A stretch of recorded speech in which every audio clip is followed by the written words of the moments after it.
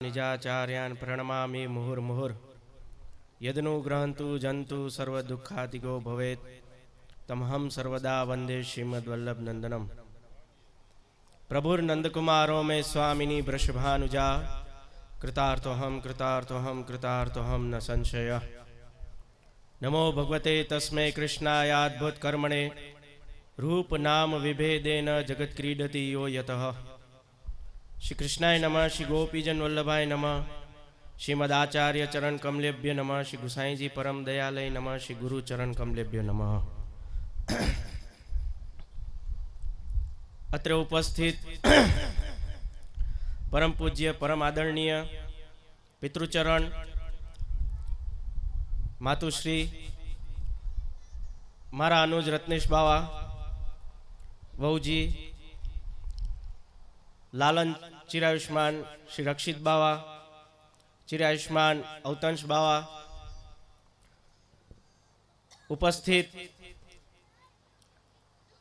अपना लाडीला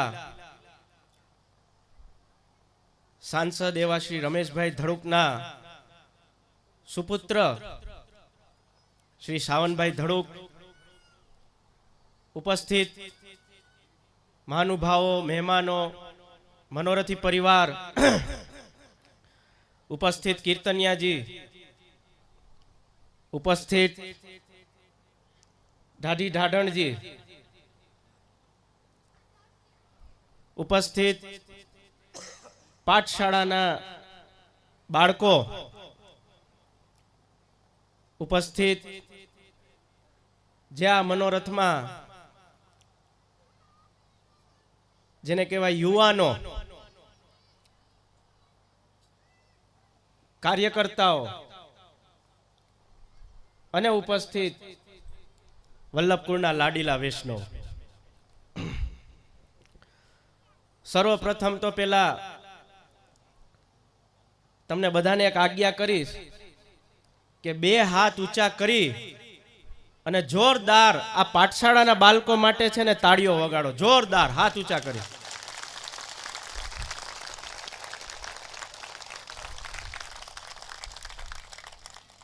અને એમને પ્રોત્સાહન આપો, કારણ કે કાલનું ભવિષ્ય આ લોકો જ છે। અને બીજી એક આજ્ઞા કરીશ કે આ જેટલા યુવાનો અહીંયા બેઠા છે ને એના માટે હાથ ઊંચા કરીને તાળીઓ વગાડો, બધા યુવાનો માટે। અને ત્રીજી આજ્ઞા એમ કરી કે આપણા જૂના જે ગઈઢા બુઈઢા છે જેને આપણને સિંચન આપ્યું છે કે આ રાહ ઉપર ચાલો, એના માટે જોરદાર તાલીઓ।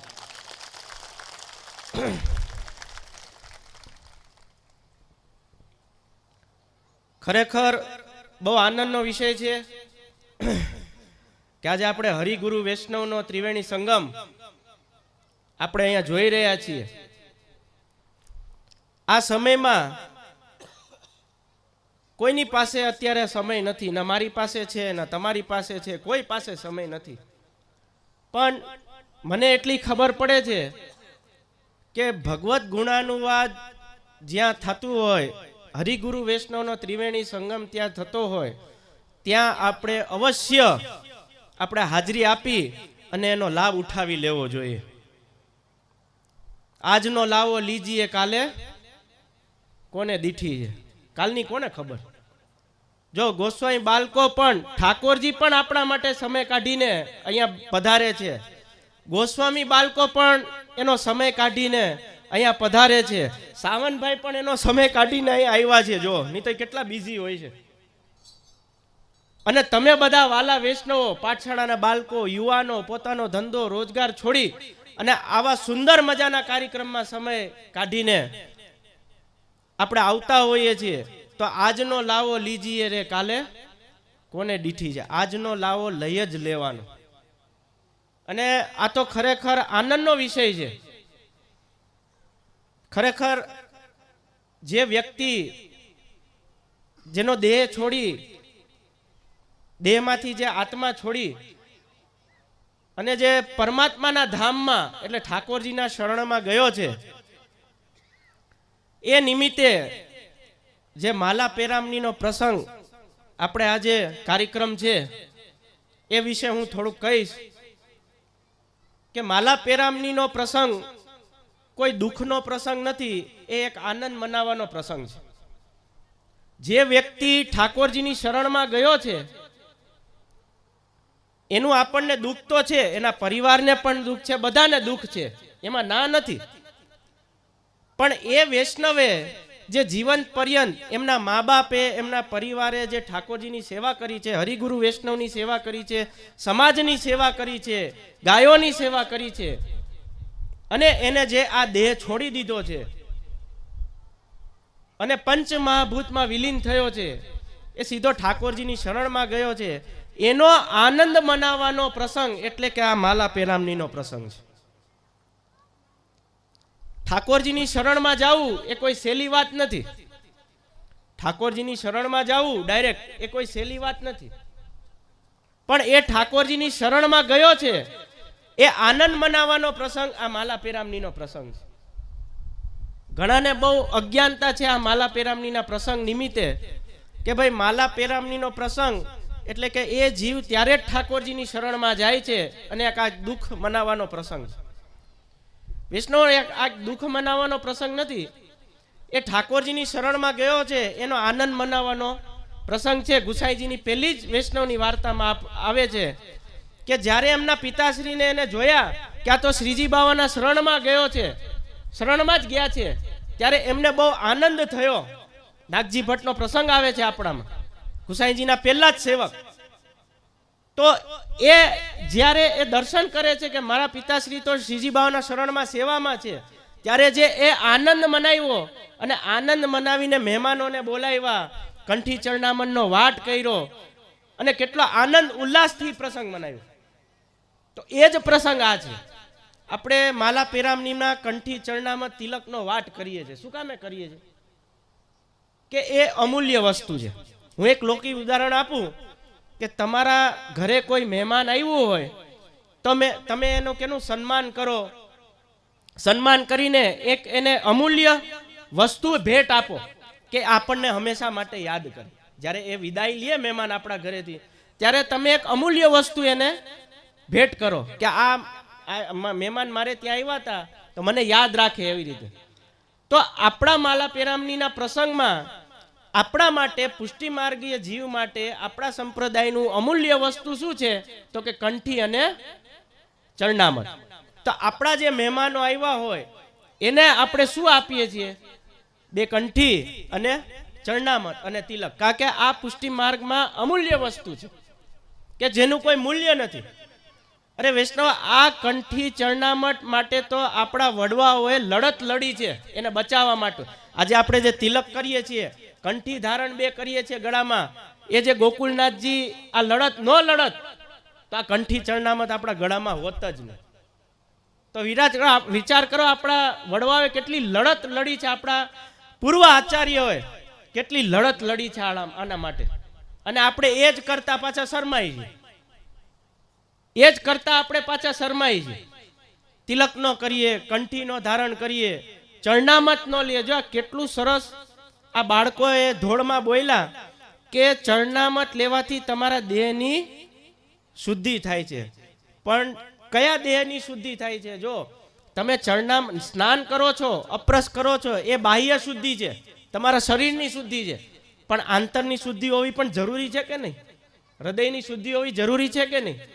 તો એ ક્યારે થાય? એ ચરણામતથી થાય. આ બે પ્રકારની શુદ્ધિ થાય ને પછી તમે ઠાકોરજીની સન્મુખ જઈ શકો, ત્યાં સુધી ન જઈ શકો. ખાલી બાહ્ય શુદ્ધિ કરવાની કરી લીધી એટલે એવું નથી કે આપણે બાહ્ય શુદ્ધિ થઈ જાય. જ્યાં સુધી તમારી હૃદયની શુદ્ધિ ન થાય ચરણામત લેવાથી, ત્યાં સુધી તમે ઠાકોરજી સન્મુખ ન જઈ શકો. બીજી વાત, મેં એક માર્ક કર્યું, આ બે બાળક એમના ટીચરે, પાઠશાળાના ટીચરે કહી દીધું હતું કે તમારે વાંસળી વગાડી અને આવી રીતે ઊભું રહી જવાનું બસ. તો જ્યાં સુધી એ કૃતિ ચાલી ને ત્યાં સુધી બે બાળકો આમ ઊભા હતા. એમને નાકમાં ખંજવાર આવતી હતી ને તોય નો ખંજવારી થઈ ગઈ. અમે માર્ક કર્યું. એમના ટીચરે કે ગમે તેને એમના ટીચરે કીધું હશે કે તમારે બે આ કૃતિ ચાલે ત્યાં સુધી આમ વાંસળી હાથમાં રાખી પગ મોકળા ઓલા ટેડા કરી કૃષ્ણ ભગવાનની જેમ ઊભા રહી જવાનું. એ બે બાળકો જેમ કીધું હોય ને એમ જ ઊભા રહી. વિચાર કરો, ઊભા રહ્યા કે નહીં? તમે બધાએ જોયું કે નહીં? તમે બધાએ જોયું ને? એ એમને ઊભા રહી, હલાય નહીં. એમને ખંજવાર આવતી હતી, મેં જોયું, પણ એ ન ખંજવારી છે, કારણ કે એમની આજ્ઞા હતી. તો વિચાર કરો, આપણા પ્રભુ પણ કેટલા કૃપાળુ છે. આપણે એને ખાલી મિશ્રી ભોગ ધરીએ છીએ ને તોય આરોગી લે છે. કાંઈ બોલે છે? કાંઈ બોલે છે? આપણી ઘરે નોકર હોય, રસોઈ બનાવવા માટે રાખ્યો હોય આપણે, બરાબર, આપણે એને કીધું હોય કે આ રસોઈ આજે સાદી રસોઈ બનાવી છે, તું સાદી રસોઈ બનાવી દેજે. હવે એ સાદી રસોઈ આપણા માટે બનાવે છે. હવે આપણા પીઠ પાછળ એ નોકરે નવીન જાતની કોઈ પણ વાનગી બનાવીને ખાઈ ગયો હોય અને આપણને ખબર પડે કે આ મારા પૂછ્યા વગર આ નવી વાનગી ખાઈ ગયો, તો આપણને ગુસ્સો આવે કે ન આવે? આપણો જ નોકર જેને આપણે રસોઈ બનાવવા માટે રાખ્યો હોય એ આપણને પૂછ્યા વગર આપણી પીઠ પાછળ કોઈ નવી વાનગી સિદ્ધ કરીને ખાઈ ગયો હોય ભોજનમાં, તો આપણને ગુસ્સો આવે કે ન આવે? અને આપણે સાદી રસોઈ ખાઈ ગયા હોય તો આપણને ગુસ્સો આવે કે ન આવે? હા કે ના તો પાડો, હજી પ્રસાદ લેવાને વાર છે. આપણને ગુસ્સો આવે કે ન આવે? સ્વાભાવિક છે આપણને ગુસ્સો આવે. પણ આપણા ઠાકોરજીને ગુસ્સો આવે છે? આવે? આપણે ઠાકોરજીને મિશ્રીની કણિકાની કટોરી ભોગ ધરી દે, ગણતરીના દાણા 10-15 ગણતરીના દાણા, હો, 15 દાણા મિશ્રીના નાની એવી કટોરીમાં ભોગ ધરી દઈએ અને આપણે પીઝા, બર્ગર ને ભજીયા લાઈવ ખાતા હોઈએ તોય પ્રભુને ગુસ્સો આવે? આવે જ પ્રભુને ગુસ્સો? એટલા માટે ભગવાન છે. ભલે અને તમે મહાપ્રભુજીએ વચન આપ્યું છે કે મને મારો જીવ મિશ્રીની 15 કણિકા નહીં પણ 1 કણિકા પ્રેમ ભાવથી ધરશે ને તો પણ એનું હું સ્વીકારીશ. વિચાર કરો, આ આપણા ભગવાન છે, આ આપણા ઠાકોરજી છે. આપણને ગુસ્સો આવશે પણ એને ગુસ્સો કોઈ દી નહીં આવે. કામ, ક્રોધ, લોભ, મોહ, મદ, મત્સર આ બધું તો મૂકવાનું છે આપણે, પણ એ જ આપણે ધારણ કરીને બેઠા છીએ. કામ, ક્રોધ, લોભ, મોહ, મદ, મત્સર આ બધું મૂકી દેવાનું છે આપણે, અને એ જ આપણે ધારણ કરીને બેઠા છે. તો પણ પ્રભુ સેવા સ્વીકારે છે કે નથી સ્વીકારતા? પ્રેમથી સ્વીકારે છે ને. જે ઋષિ મુનિઓને પ્રાપ્ત નથી થયા, જે દેવી દેવતાઓને પ્રાપ્ત નથી થયા, એ પ્રભુ આપણી ઘરે મહાપ્રભુજી ગુસાઈજીની કૃપાથી 2x2 ના ગોખલામાં પ્રેમથી બિરાજે છે કે નથી બિરાજતા? 2x2 ના ગોખલામાં, અને આપણે 10x12 ના રૂમમાં રહી છીએ.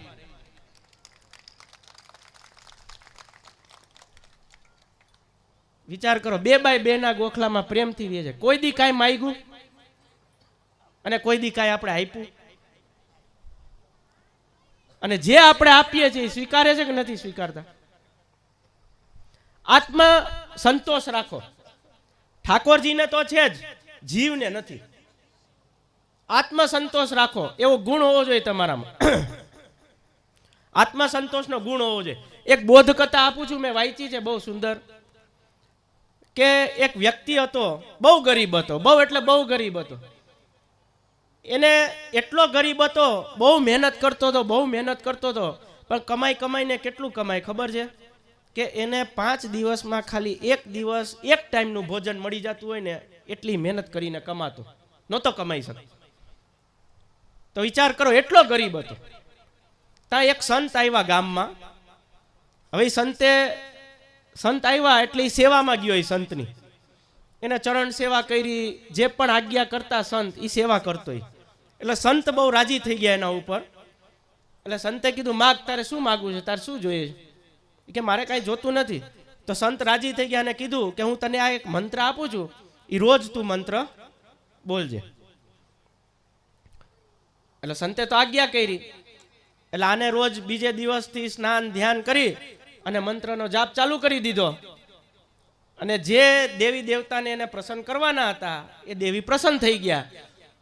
અને એક દિવસ સવારમાં ઉઠી અને મંત્રનો જાપ કર્યો, અને જે મંત્રનો જાપ કરતો હતો એ દેવી પ્રસન્ન થઈ, એની સામે સાક્ષાત પ્રગટ થઈ ગયા. એટલે દેવીએ પૂછ્યું, હું તારી આ મંત્ર જાપથી અને તારા સેવા ભાવથી અને તારા શુદ્ધ હૃદયના ભાવથી હું પ્રસન્ન થઈ છું, માગ, તારે શું જોઈએ છે? એટલે આપણે હોય ને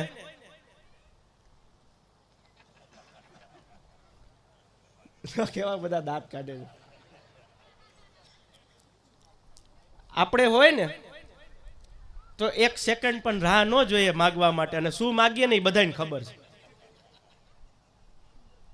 પણ આ વ્યક્તિ એવો હતો કે એને શું જવાબ આપ્યો કે કામ કરો દેવી, આજે નહીં પણ કાલે તમે સવારે આવજો, કાલ સવારે માગીશ વિચારી. અને આપણે હોય તો મૂકીએ ન મૂકીએ ને. આ વ્યક્તિ એવો હતો કે એને કીધું દેવી તમે આજ નહીં માગું તમારા પાસેથી, જો તમે સાચે પ્રસન્ન હો તો કાલે સવારમાં આવજો. દેવી કહે છે હું તારા ઉપર પ્રસન્ન છું, હું તને વચન આપું છું કાલ સવારમાં પાછી આવીશ, વિચારી રાખજે શું માગવું છે, બધું દેવા તૈયાર તને. હવે એ દેવી તો અંતર ધ્યાન થઈ ગયા, એટલે હવે રાત પડવાની તૈયારી અને આને સુવાની તૈયારી. એટલે એને આખો દિવસ વિચાર કર્યો શું માગું. તો રાત્રે વિચાર આવ્યો, જમ્યો પણ નહીં, વિચાર જ કહેતો રહ્યો કે શું માગું. એટલે એને પેલો વિચાર એમ આવ્યો કે હું ખાતેદાર થઈ જાઉં, જમીનદાર થઈ જાઉં, એટલે માથાકૂટ જ નહીં ગઈ. બરાબર. પછી એને વિચાર આવ્યો કે જમીનદાર થઈ જાય તો મારે કર તો ભરવો જોઈએ ને, ટેક્સ તો ભરવો જ જોઈએ મારે, જે માગવું એ ટેક્સ તો ભરવો જ જોઈએ થોડો બધો. તો કે ઈ નથી બનવું, હાલો બીજું કંઈક બની જાય, એને ઉપર આવે ને એ બની જાય. એટલે એવા વિચાર કરતા એ છેલ્લે સુધી એવું પહોંચ્યો કે મારે કંઈક કરવું જ ન પડે ને એવો હું કંઈક વ્યક્તિ બની જાઉં. એટલે એને વિચારી રહી. બીજે જ દિવસે સવાર થઈ અને દેવી પ્રગટ થયા, અને દેવીએ પાછું આજ્ઞા કરી કે માગ, તારે શું જોઈએ છે, હું પાછી આવી છું તારા માટે. એટલે ઓલા વ્યક્તિનું બુદ્ધિ પરિવર્તન કેવી રાતોરાત થઈ ગઈ તમે જો. એને જે માગવું તું એ માગી ન શક્યો, પણ એને એમ વિચાર કર્યું કે જો આ બધું હું બની જાઉં તો મને વિચારમાં ખાલી અત્યારે નીંદર નથી આવતી, તો હું આ મોટો માણસ થઈ જઈશ તો મને નીંદર કેવી રીતે આવશે. પછી દેવીની સામે એને શું માગ્યું ખબર છે કે મને આત્મસંતોષનો ગુણ આપો, મારામાં ઈ નથી. મારામાં આત્મસંતોષનો ગુણ આપો, મારામાં ઈ નથી, મને ઈ આપો. જો એને વિચાર શું કર્યો હતો કે હું આવો થઈ જાઉં ને આવો બની જાઉં, આવો માગી લઉં. પણ એને છેલ્લે દેવી પાસે શું માગ્યું? આત્મસંતોષનો ગુણ માગ્યો. એટલે આપણા બધામાં આત્મસંતોષનો ગુણ હોવો જોઈએ. જે છે એમાં સંતોષ માણવાનો આપણનામાં ગુણ હોવો જોઈએ. ઠાકોરજીએ જે પણ આપણને આપ્યું છે ને એ આપણા કર્મો દ્વારા જ આપ્યું છે. તમે ગમે તેવી મહેનત કરી લેશો ને તમારા ભાગ્યમાં નહીં લખેલું હોય તો નહીં જ લખેલું હોય. અને જેના ભાગ્યમાં લખેલું હશે એને એક ક્ષણ પણ નહીં થાય ભગવાનને દેવા માટે. ભગવાન કોણ છે?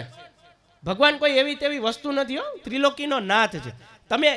તમે જે ભગવાન બોલો છો ને એના એક એક અક્ષરમાં કેવી તાકાત છે, એનો શું અર્થ છે એ આપણે ભગવાન બોલીએ છીએ પણ એક એક અક્ષરનો અર્થ નથી સમજી શકતા. કોણ છે ભગવાન? આ સર્વ બ્રહ્માંડનો નાયક છે ને, જે નચાવનારો છે ને એ ભગવાન છે. ભગવાન આપણને નચાવી શકશે પણ આપણે ભગવાનને નહીં નચાવી શકીએ, કારણ કે આપણે મનુષ્ય છીએ.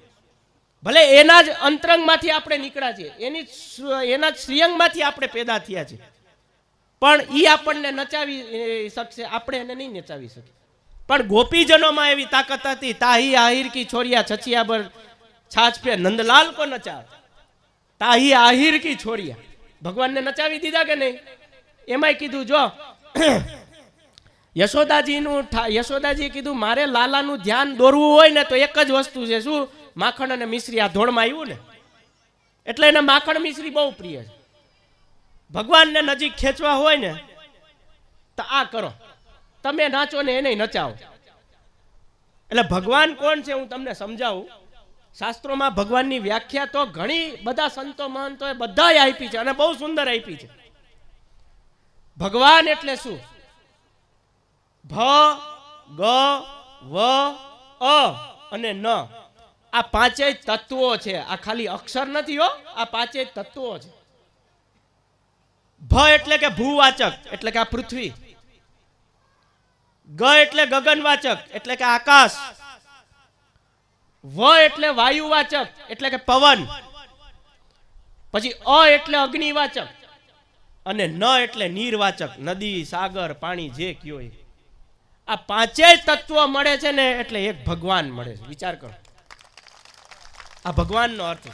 એટલે ખાલી તમે એક ભગવાન બોલો ને તો બધું આવી જાય. એમ ઠાકોરજી બોલે એમાં બધું આવી જાય. જેમ કીધું ને, સૂતા પેલા શું બોલવાનું? શ્રી કૃષ્ણ શરણમ મમ બોલવાનું. જો કેવી નિંદર આવી, જો કેવી નિંદર આવી. અને નચાવાનું કીધું ને, તે એક સૂફી સંતની બહુ સુંદર શાયરી છે, મને બહુ ગમે છે. રૂકતા નહીં તમાશા, રહેતા હૈ ખેલ જારી.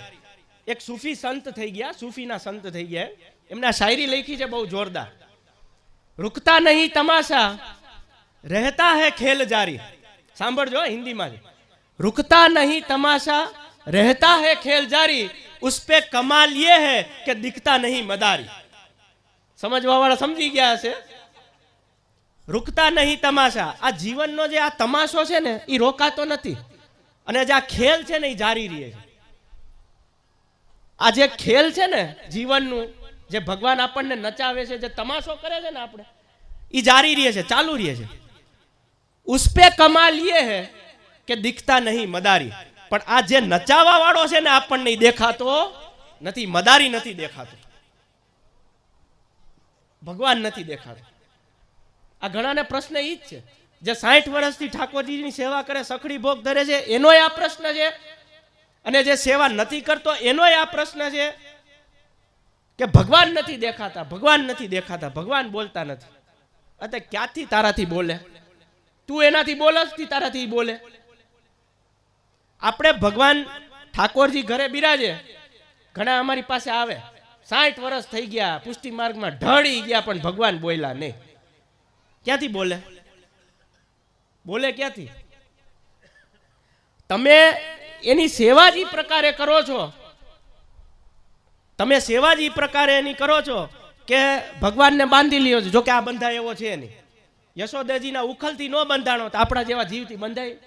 તમે શું છે એને સમયથી બાંધી લીધો છે.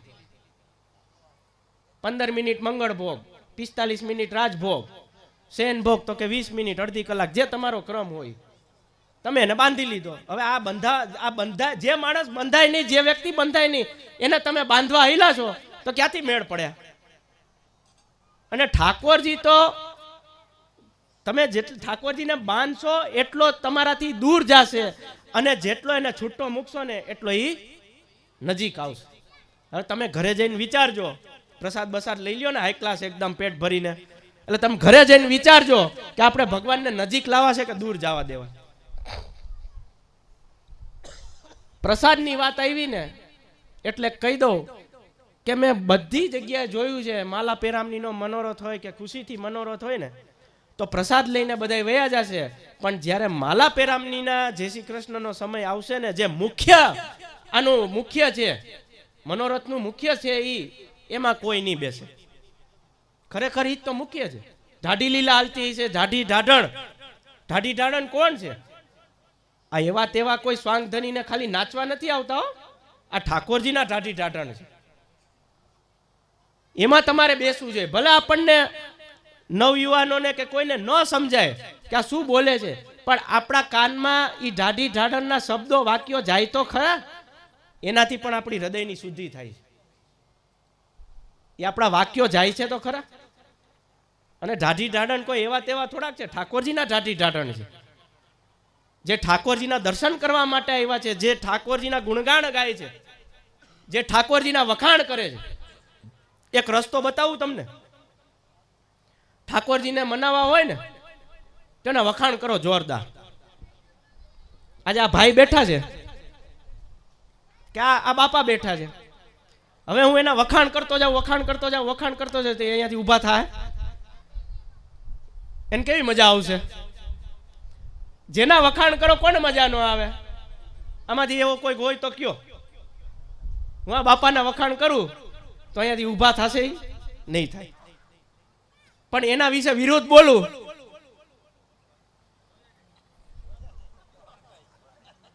તો 1 મિનિટ ન ટકે અહીંયા 1 સેકન્ડ.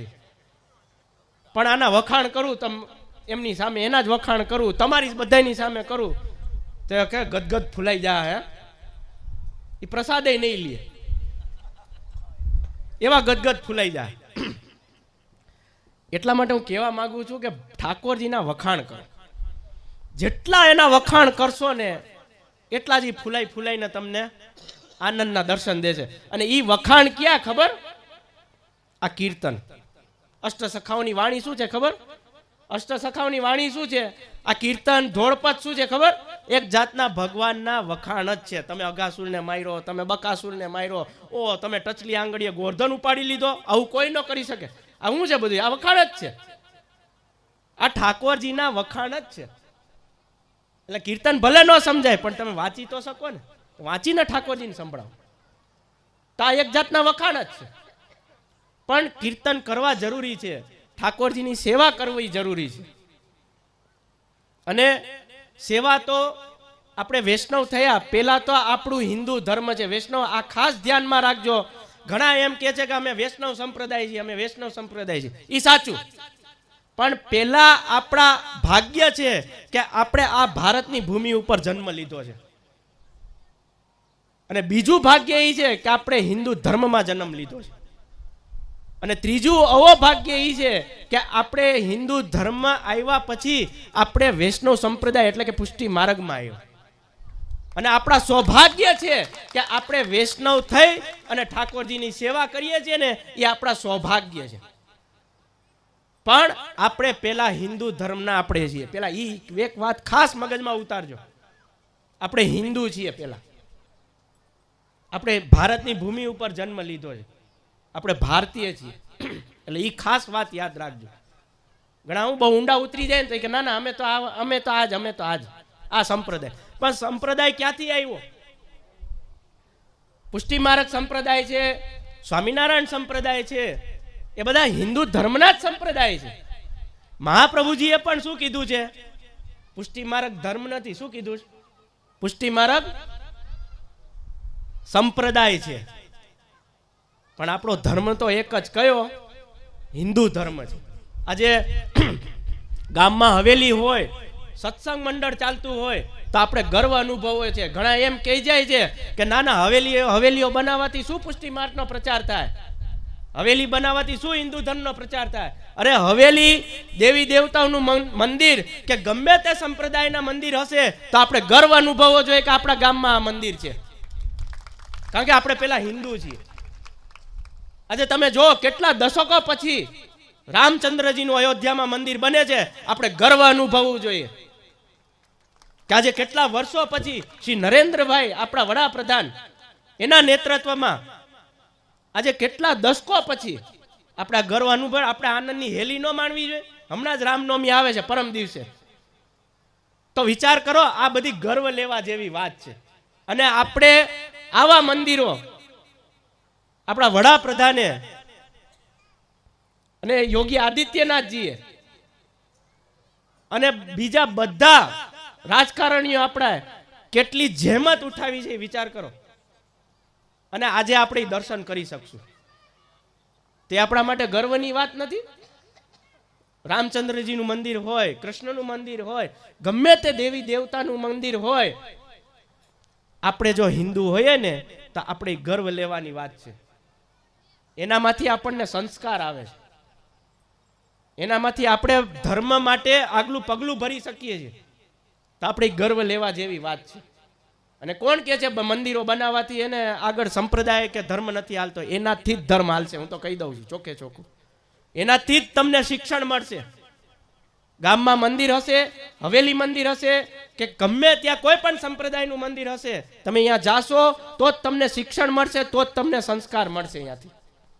એટલા માટે હજી કહું છું કે હવેલી બનાવવાથી અથવા ગમે તે સંપ્રદાયનું મંદિર બને ને તો આપણે તન મન અને ધનથી આગળ છે ને આપણે છાતી ટાણીને આગળ જવું જોઈએ. આ એક આચાર્ય પદે હું તમને આજ્ઞા આપું છું કે ગમે તે મંદિર હોય, પુષ્ટિ માર્ગીય મંદિર હોય, કે ગમે તે સંપ્રદાયનું હોય, આપણે આગળ વધીને એક હિન્દુ માત્ર આપણે છીએ એ ગર્વ માનીને આપણે તન મન અને ધનથી, ભલે આપણી પાસે કેપેસિટી ન હોય પણ આપણે 1 રૂપિયો તો એમાં જમા કરાવી શકીએ કે ન કરાવી શકીએ? અને આપણી કેપેસિટી હોય તો એ આપણે આપણા ધનનું આપણે અંગીકાર કરાવી શકીએ ભગવાન. હજી કહું છું કે હિન્દુ ધર્મને આગળ લાવવો હોય તો હિન્દુ ધર્મ આગળ જ છે, હિન્દુ સનાતન ધર્મ આગળ જ છે અને હંમેશા રહેવાનો છે. કોઈ વાળવાકો નહીં કરી શકે એનો, પણ આપણે સંગઠિત થવું જોશે. સંગઠન છે ને એક બળ છે. આપણે બધાએ સંગઠન થવું જોઈએ અને ખાસ કરા એ બધા યુવાનોને. અને યુવાનો માટે તાલી એટલા માટે મેં વગડાવી જો આગળ કે આપણે સંગઠિત રહેવું જોશે. આપણે સંગઠન એક બનાવવું જોશે કે ના, આપણે હિન્દુ છીએ, આપણે વૈષ્ણવ છીએ, આપણે બધા સંપ્રદાયને જેટલું માન આપવું છે એટલું માન આપવાનું છે આપણે. એટલા માટે વધારે વિશેષ સમય નહીં લેતા, એટલું જ કહેવાનું મારું તાત્પર્ય છે કે આપણે હિન્દુ છીએ, એમાં પણ આપણે વૈષ્ણવ છીએ. આપણે કેવલ હરિગુરુ વૈષ્ણવની સેવા નથી કરવાની, એ તો કરવાની જ છે, એ તો ફરજ છે આપણી. પણ હરિગુરુ વૈષ્ણવ આ સમાજની અને આ ગાયોની, અને જ્યાં જ્યાં કોઈ સમાજને જરૂરિયાત પડે તો આપણા વૈષ્ણવે આગળ આવીને એ તન મન ધનથી સેવા કરવી જોઈએ અને કરવી જ જોઈએ. ભલે એ ગમે તે ધર્મનો હોય, ગમે તે સંપ્રદાયનો હોય, ગમે તે હોય, આપણે એને જરૂર હોય તો આપણે આગળ વધીને એ સેવા કરવી જોઈએ અને કરવી જોઈએ તન મન અને ધનથી. આટલું એક આપણે સંગઠન બનાવશું ને તો જ આપણે આગળ વધી શકશું. અને આપણે, હું તો કહું છું, ગમે તે હવેલી મંદિર હોય, કોઈ પણ મંદિર હોય, એનું ગર્વ અનુભવજો. કોઈ દી એમ ન વિચારતા કે આ મોટા મોટા મંદિરો ઊભા થઈ જાય આલીશાન, પણ એમાંથી આપણને સંસ્કાર મળે છે, એમાંથી આપણને શિક્ષણ મળે છે. અને એ મંદિરમાં તમે પગ મૂકશો ને તો એની એનર્જી, પોઝિટિવ એનર્જી જ અલગ હશે. તમે બધા જાણો છો ને, આ તો એની પોઝિટિવ એનર્જી જ અલગ હશે. એટલા માટે તો આપણે હવેલી મંદિરોમાં જઈએ છીએ, દેવી દેવતાઓના મંદિરોમાં જઈએ. શું કામે જઈએ છીએ? એ પોઝિટિવ એનર્જી જ અલગ હોય છે આખી. ત્યાં આપણને જે શાંતિ મળે છે ને એ ક્યાંય નથી મળતી આપણને. અને બીજી શાંતિ ક્યાં મળે છે ખબર? એક શાંતિ અહીંયા મંદિરોમાં મળે છે અને બીજી શાંતિ ક્યાં મળે? હાલો જવાબ આપો. એટલે મને ખબર પડે ને, આમ હું કોઈની પરીક્ષા લેવા નથી આવ્યો અહીંયા, આપણને ખ્યાલ આવે ને. એ તો સત્સંગમાં તો જુદી છે. હું આખા હિન્દુ સંપ્રદાયની વાત કરું છું આજે. હું કેવલ એક વૈષ્ણવ સંપ્રદાયની વાત નથી કરતો. આજે હું હિન્દુની વાત કરું છું કે એક શાંતિ મંદિરમાં મળે છે જીવને, અને બીજી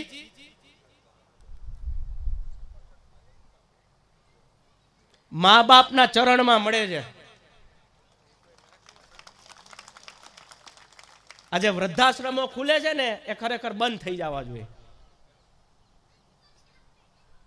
જે વૃદ્ધાશ્રમો ખુલે છે ને એ ખરેખર બંધ થઈ જવા જોઈએ. પણ આપણે નથી સમજતા.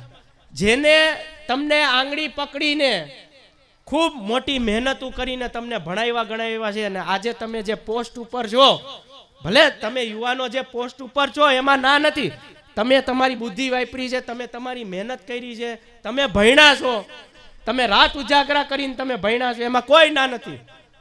પણ જે પહેલા તમારી ઉપર જે સમય આપ્યો છે, જે તમારા માટે મહેનત કરીને ખર્ચો કર્યો છે, જે તમારા માટે મહેનત કરીને જે પૈસા કમાણી તમારા મહેનતમાં નાખી છે, એ કોણે નાખી?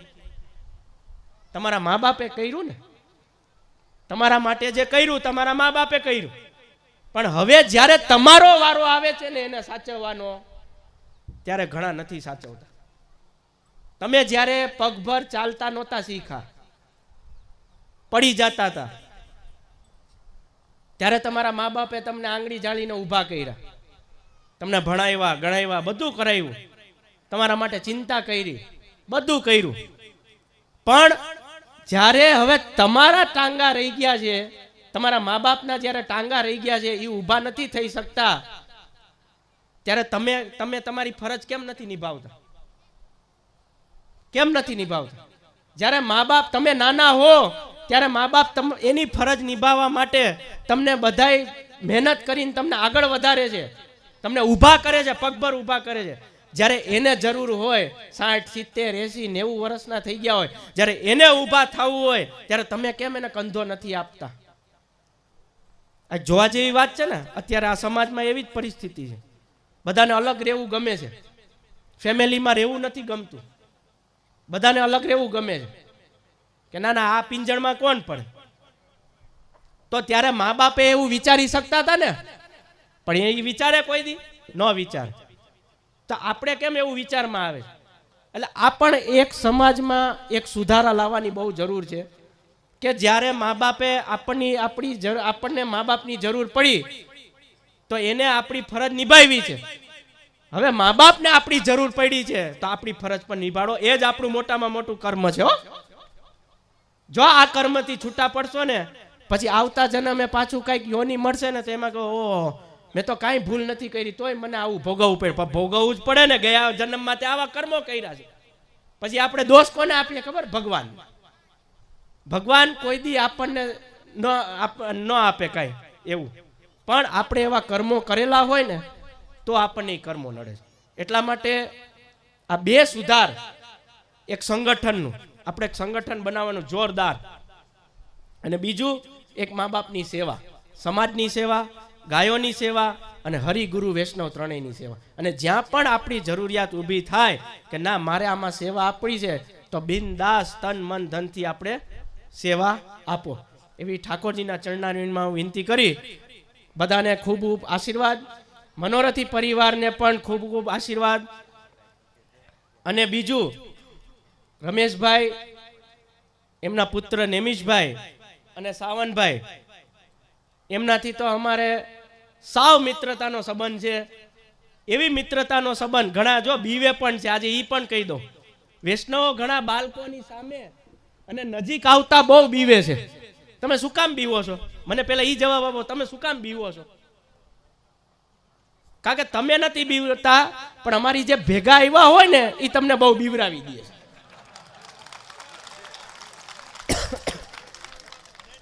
અને હું તો એક જ વસ્તુ કહું છું, હા બરોબર, આગોરે એમ નહીં, તમે અમારી નજીક નહીં આવો તો કોણ અમારી નજીક આવશે? અને અમે તમારી નજીક નહીં જાય તો કોણ તમારી નજીક જશે? છેટો રેજે હજી તમને છણાવટ કરી દો. આગોરે નહીં, છેટો રેજે. તારું કામમાં કાંઈ કામ નથી તો તારું કામ નથી તો ભાઈ કોનું કામ છે આમ? તારું કામ નથી તો કોનું કામ છે આમ? એટલે હું તો એટલે જ કહું છું કે આ જે વાયા મીડિયા છે ને, વાયા મીડિયા, અમે એક વખત એક નાનો એવો પ્રસંગ કહી દઉં છું, મારા જીવનમાં બનેલો છે. હું એક વખત ઉના ગયો હતો, કોડીનાર પાસે છે ને ઉના. એટલે હું પહેલી જ વખત ગયો હતો અને 17-18 વર્ષથી દર વર્ષે જાઉં છું, દર વર્ષે. હવે ઉના હું ગયો ને ત્યારે પહેલી જ વખત ગયો, ત્યારે જે આપણા બધા જાણકાર વૈષ્ણવો હતા ને એ આગળ બેઠા હતા. ઓલા બિચારા યુવાન છે ને એ ઓલું કુલર રાખ્યું છે ને એનાથી પણ છેટા બેઠા હતા, બધા છેટા બેઠા હતા. અને એવા કંઈક મૂંઝાયેલા આમ અદપ વાળીને અને એવા જાણે કેમ જેલમાં બંધ કરી દીધા હોય એવા મૂંઝાઈને બેઠા હતા. એટલે મારી નજર પહેલા ત્યાં ગઈ. આજે કેમ મેં વચનામત ચાલુ કર્યું એટલે મેં શ્લોક બોલ્યો પહેલા, બરાબર? પણ ત્યાં મને એવું લાગ્યું શ્લોક બોલ્યા પહેલા મેં શું કીધું ખબર? કે તમે કેમ બધા પાછળ બેઠા છો? આજથી 17-18 વર્ષ પહેલાની વાત છે. એટલે એ કે અમને કહેવામાં આવ્યું છે કે બાવાશ્રી બાળકો પધારે ને એટલે તમને જે કોઈ ન જાણતા હોય ને એ બધા છેટા બેજો, કારણ કે તમને બોલતા ન આવડે, તમને આમાં કઈ કરતા ન આવડે, તમને બોલતા ન આવડે, તમારે કેમ બોલવું કેમ બેસવું એ તમને ન આવડે, એટલે તમે એને બધા દૂર બેસજો, એવું એને કહેવામાં આવી ગયું. આ જેમ કેમ બાળકોને કહી દીધું કે તમારે વાસળી મને આમ જ્યાં સુધી કૃતિ ચાલે એમને ઊભું રહેવાનું. એટલે ઓલા બિચારામાં બેઠા રહી. એટલે મારી નજર પડી, એટલે મેં કીધું માઇકમાં શ્લોક બોલ્યા પહેલા જ, શ્લોક મારું કર્તવ્ય એ છે, મારો ધર્મ એ છે કે મારે પહેલા શ્લોક બોલવો જોઈએ, પછી મારે મારી વાણી ચાલુ કરવી જોઈએ. પણ મેં પહેલા એમ કીધું તમે કેમ બધા પાછળ બેઠા છો? એટલે એમાંથી એક યુવાન ઊભો થયો, આ ભાઈ જેવો, જેને બોલી દીધું બિયા વગર કે આઘાર્યો એમાંથી એકને જુસ્સો આવી છે, જેને જાણવાની તમન્ના આવી છે, એટલે એ ઊભો થયો અને કીધું બાવાશ્રી, અમને એમ કહેવામાં આવ્યું કે તમને કાંઈ બોલતા આવડે નહીં, તમને આમાં કાંઈ ખબર પડે નહીં, તમને આમાં કાંઈ કરતા આવડે નહીં, એટલે તમારે પાછળ જ બેવાનું. એટલે મેં કીધું હવે તમે એક કામ કરો, હવે જ્યારે પણ કોઈ બાવાશ્રી પધારે, કોઈ પણ આવે, હું આવું કે કોઈ પણ બાવાશ્રી પધારે ને તમારે આગળ બધાની સાથે બેસવાનું. ઓલા રાજીના રેડ થઈ ગયા. અત્યારે હું ઉના જાઉં છું ને તો યુવાનો સવારે 4-5 વગાડે, જો બેહવામાં 4-5 વગાડે, મને એ ન હોવા દે ને એ ન હોય. એટલે એક જાતનું મિત્રતાનું સંબંધ બાંધો તમે. અને અમારાથી હું બીવાની જરૂર છે, અમે તમારા માટે જ આવ્યા છીએ, અમે તમારા માટે જ આવ્યા છીએ. અમે કે બીજા મોજ શોખ કરવા નથી આવ્યા. અમે આચાર્ય પદે તમને શિક્ષણ, સંસ્કાર અને પુષ્ટિ માર્ગ, હિન્દુ ધર્મ શું છે એ જ તમને જણાવવા હાટું અમારું કર્તવ્ય છે, બસ. તો તમે અમારી નજીક નહીં આવો. અને બીજી વાત, ઉનામાં ઓલા યુવાને શું કીધું ખબર? એ કે તાણિયા નડે, તાણિયા.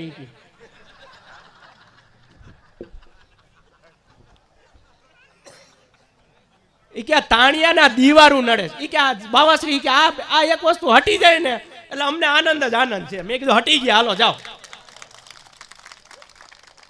આ હતા દિલીપભાઈ મારી ભેગા આવે, જોકે આ એવા નથી હો, એટલે ઘણા બાવ ભેગા હોય ને એની વાત કરું. એટલે એ ભાઈ ચોખ્ખું કીધું તાણિયા નડે છે, આ હટી જાય ને એટલે બધું સારું થઈ જાય. મેં કીધું હટી ગયા, હાલો મારા તરફથી હું જે તમને કહું છું હટી ગયા. એટલે તમે આવો, તમને જેવું આવડતું હોય. જો એક તો તમે આ મનોરથની વિનંતી કરવા આવો, બરાબર. હું તો કહું છું ભલે તમે આવો, જે જાણકાર છે, પુષ્ટિ માર્ગના જાણકાર છે એ આવો, પણ જેને બોલતા નથી આવડતું ને ઈ બોલી નથી શકતો. તમે એને એકવાર ખાલી, એ જે યુવાન આવ્યો હોય ને ભેગો, એને એકવાર બોલવા દો, ભલે એની કાલી ઘેલી ભાષામાં બોલવા દો, એને જેવું આવડતું હોય ને એવું બોલવા દો. તમને વિનંતી કરતા નથી આવડતી, કાંઈ વાંધો નહીં, એને શીખવાડો તો ખરા. પેલા એને શીખવાડો કે આવી રીતે તારે બોલવાનું. તો પણ એને ન આવડે ને કાંઈ વાંધો નહીં, તમારી ભાષામાં તમને જેમ આવડતું હોય ને કે અમારે આ મનોરથ રાખ્યો છે, તમારે આવવાનું છે, કાંઈ વાંધો નહીં. તમે પધારજો કે ફલાણું ઢીકણું, કાંઈ વાંધો નહીં, તમે આવજો. એક સન્માન તો થયું ને, એટલું તો બોલી શકો ને. પણ એને એકવાર બોલવા તો દ્યો, એને એક ચાન્સ તો આપો. આજે યુવાન જે કરી શકે ને એ કોઈ નહીં કરી શકે, એટલે એને એક ચાન્સ આપો. અમારે આ મનોરથ શબ્દ ન આવડતો હોય ને તો કાંઈ નહીં, અમારે આ પ્રોગ્રામ છે, આવજો. અમારો આ કાર્યક્રમ છે માલા પેરામણીનો, કે અમારા બાપુજીનો કાર્યક્રમ છે, કે અમારા માતુશ્રીનો કાર્યક્રમ છે, એમાં તમારે આવવાનું છે, તમે આવજો. આ બધું કાર્યક્રમ છે, આ પત્રિકા છે, આટલું એને ચાન્સ આપો. એકવાર ઈ બોલશે ને, ઈ બોલશે જ. અરે એનામાં દમ છે, એવો તો કોઈમાં દમ નથી બોલવાનો. એટલે તમે એને આવકારો આપો, એને ભેગા લઈ આવો. આવા મનોરથ હોય, ખુશીથી મનોરથ હોય, લોટી ઉત્સવ હોય, એમાં પણ એને લઈ આવો, એને શીખવાડો. અને બાવાશ્રી સામે એને જ બોલવા દો, એને જ વિનંતી કરવા દો. પછી જો કેવો આનંદ આવે છે, સંગઠનનો આનંદ. એટલા માટે જો મને તમે અહીંયા અમારા પરિવારને અહીંયા પધરાવ્યા છે, બરાબર. અમારું અહીંયા આવવાનું સાર્થક ક્યારે થાય કે જ્યારે તમે અમારા રચનામાં તમારા જીવનમાં ગ્રહણ કરો ને, તો અમને એવું લાગે કે અમે અહીંયા આવ્યા હતા ને તમે કંઈક ગ્રહણ કર્યું હૃદયમાં, તમે કંઈક ઉતાર્યું. એટલે બીજી વસ્તુ ઉતારે કે ન ઉતારે તમારી ઈચ્છાની વાત છે, પણ આચાર્ય પદે શું, એટલે મારી એક કર્તવ્ય બને છે કે મારે તમને આ જાણ શીખવાડવું જોઈએ.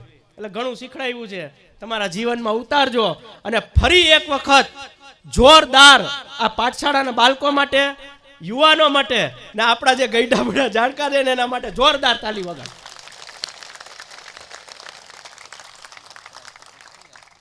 અને બીજું 2024માં લીલી પરિક્રમાનું પિતાશ્રીની અધ્યક્ષતામાં અને ધીંગલમલજી, જે પિતાશ્રીની માથે આપણે ધોરાજીમાં ધીંગલમલજી દ્વારકાધીશ બિરાજે છે, એમને પધરાવી વ્રજમાં. અને 2024માં લીલી પરિક્રમાનું ભવ્ય અને સુંદર આયોજન કરેલું છે. અને ધોરાજીની અને રાજકોટની કમિટી દ્વારા એમાંથી આવ્યા છે સંજયભાઈ ને બધા છે અહીંયા ગણાય એ અમારી કમિટીમાં છે અને સુંદર મજાનું 2024ની લીલી પરિક્રમાનું આયોજન કરેલ છે.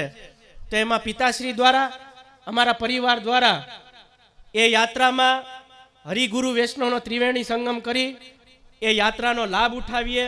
40 દિવસની યાત્રા છે.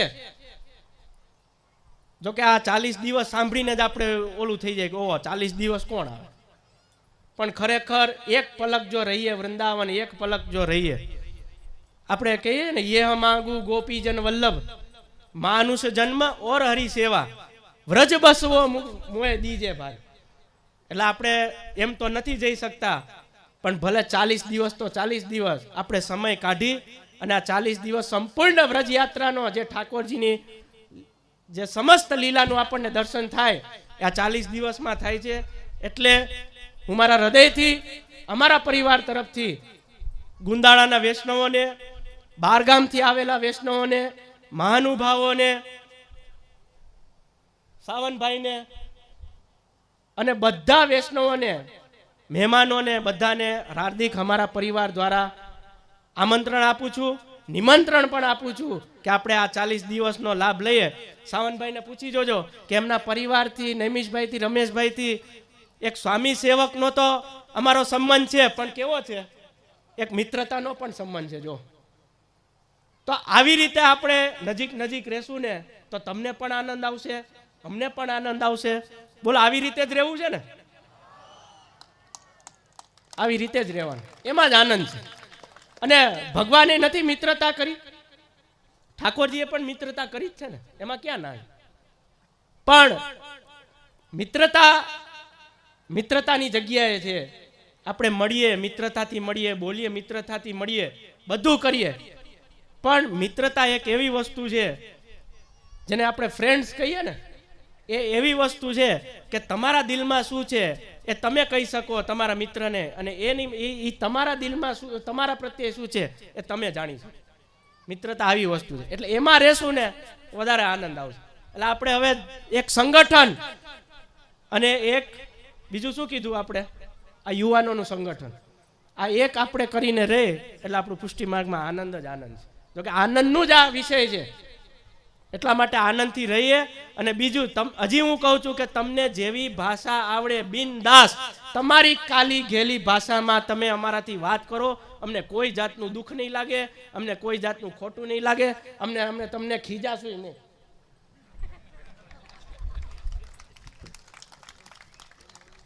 બરાબર?